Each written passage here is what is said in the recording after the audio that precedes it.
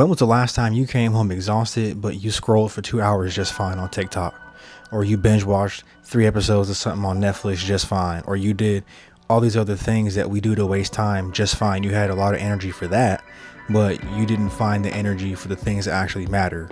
You find energy for these things, all this BS per se, but when it comes to doing things that actually matter, all of a sudden you don't have any energy. And it's a loop that we all do sometimes. It's a loop we all do, or some people get trapped in sometimes, where throughout your day you say, I'm going to go home, I'm going to do this, I'm going to do that, I'm going to get that work done, I'm going to go to the gym, I'm going to get the side project done. And then you get home and then you're too tired to do any of it. So you put it off until the next day, the next day, the next day.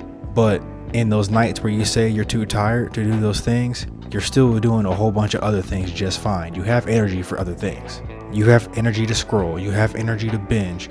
You have energy for all these things that aren't going to be that productive for you in the long run. And that's how you get stuck in that constant loop where everything feels the same. You're living Groundhog Day. Every day is the same. But your energy is selectiveness. It's selective. You're picking and choosing when you have energy for things and when you don't have energy for things. And that's because you're not motivated to do the things that actually matter. A big part of this is because they're boring. They're boring things you need to do day in and day out to actually get better at things. And I'm not a doctor, but any of you can research this and look it up. Take the time out of your day to learn about your brain a little bit. But when things don't have a clear payoff or a clear result at the end of it, your brain creates friction, and it puts friction on that thing. Whether it's, let's say, working out. I bring up working out a lot on this channel because it's something I do. It's something I think we all should do. So if you just start working out and you don't have a clear end result, your brain doesn't like that fog. It doesn't like the unknown. So it creates friction in the process of working out.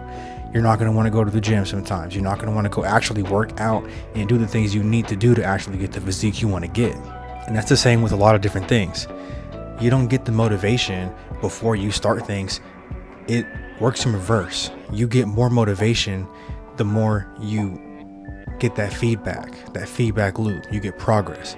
That's when the motivation starts to spiral and trickle. It's called momentum. That's when you get motivation from results, and then you keep going because you are actually getting results. So when your brain doesn't see an immediate payoff, you get that low energy response. You don't feel like doing it. You don't feel like doing that.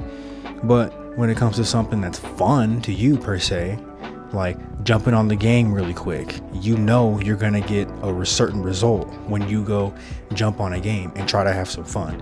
You know you're gonna get a certain result when you go out and you get a good meal and you hang out with some friends, because those things are very easy to do and you've done them plenty of times. You know what the results are. Your brain can predict those things. And it's not deception, it's just, what does your brain prioritize? What do you prioritize?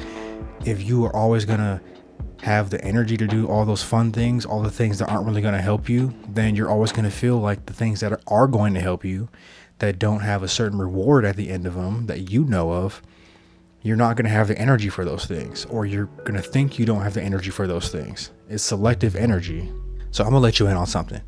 You cannot feel ready and feel rested and think sleep is going to fix it, or think putting it off another day or two is going to fix it, because the motivation is never going to show up. How many times have you told yourself, I'll do that thing when I'm not tired, I'll do that thing tomorrow, and 6 months go by and you still didn't do that thing?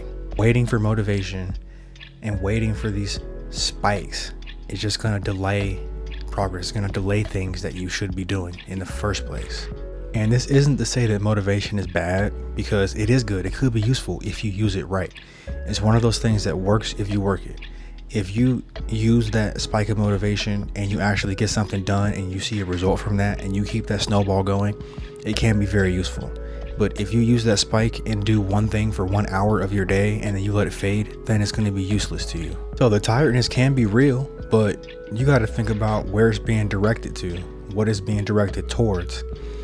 If you are always tired to do the things that actually matter, but you always find yourself having fun or doing something else, going out, binging something, scrolling, you got to ask yourself, what are you avoiding in a way?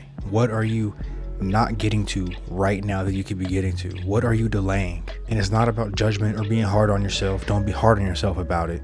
Just ask yourself, what are you delaying? What are you putting off? What are you procrastinating on? I'm the biggest procrastinator. So I have to do that I have to do that myself a lot. I have to ask myself, what am I putting off? What do I need to do right now? What do I have to do today to get a little bit closer to what I want to get closer to? And you do that because it's useful information. You can't go somewhere without a map. You can't go somewhere without GPS, especially when you've never been there before. You have to take in all the information you can and tweak the things that you're doing in your day-to-day for you to get better, or else you're gonna be wandering around in fog for forever, pretty much. It's like you're trying to feel your way around a dark room that's the size of Madison Square Garden. You're never gonna know where you are. You're never gonna know where to go. You're not gonna know how to get out because it's pitch black and you're trying to find your way in some giant space. That's why you take the information and you try to apply it the best you can. So when you say you're too tired to do the things that really matter, to do the things that you know are actually going to help you, you should really question that. You should question, why do you feel tired about those certain things? Why do you feel like not doing those certain things? How can you remove the friction for those things? Like a lot of people say, if you have a lot of friction going to the gym or something like that, lay out the clothes prior, pre-mix the pre-workout. You need to make things as easy as possible for yourself with things that have high friction in your mind, so you can lower that friction. You lower the friction with things that you should be doing, and you raise the friction for things that you shouldn't be doing. Like if you know you're trying to lose 20 pounds and you have a house full of sweets and cookies and ice creams and cakes and all the good stuff that we all like, that you know isn't going to help you lose that weight, you raise the friction by what? Getting rid of it so that you don't have it in your house. You're not tempted when it's 10 o'clock at night and you're watching that movie or whatever to go to the pantry and eat 3 donuts.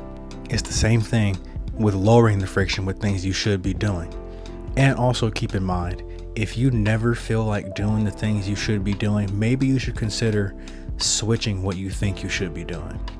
Like for example, if you're trying to build a certain type of business or pursue a certain type of lane and you are always dreading the thought of doing the work in that area, maybe it's not for you. Maybe that's something you shouldn't be doing. You should try to find a lane where you actually enjoy doing what you need to do to progress in that lane. So keep that in mind. If you're tired or too tired to do things you should be doing, ask yourself why, or ask yourself, do I even actually want to be doing this thing? You're just unmotivated in those certain areas. You're unmotivated to do what you actually should be doing. So find ways to get motivated in those things. But don't just use the spark of motivation to feel good for a few hours or a day. Use that motivation to actually make some progress and get a result so you can snowball that and keep things actually going. But if you got this far, my name is TJ. Something short today I was just thinking about. If you found this helpful or relatable, consider liking, consider subscribing. And until next time, I'm out of here. I'll see y'all.